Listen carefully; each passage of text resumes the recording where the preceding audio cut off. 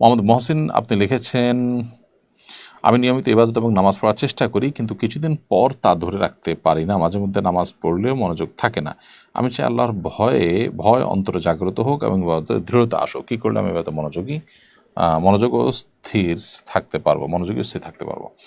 নিয়মিত নামাজ এবং যারা পড়ার চেষ্টা করছেন, কিন্তু নিয়মিতটা পড়ার চেষ্টা করলেও নিয়মিত দূর করতে পারেন না, মাঝে মধ্যে করার পরে আপনি ফোকাস হারিয়ে ফেলেন, তাহলে সেক্ষেত্রে প্রথমত প্রত্যেক ইবাদতে মনোযোগ ধরে রাখার জন্য আলাদা আলাদা টিপস আছে। যেমন নামাজের মনোযোগ ধরে রাখার জন্য আলাদা টিপস আছে। এর বাইরেও কমন কিছু বিষয় আছে যেগুলো, একটা হলো হালাল উপার্জন, চোখের পর্দা, তারপরে বিভিন্ন ডিভাইসের আসক্তি থেকে বেঁচে থাকা, এগুলো আমাদেরকে মেনটেন করতে হবে নামাজে যে কোনো ইবাদতের মনোযোগিতা ধরে রাখার জন্য।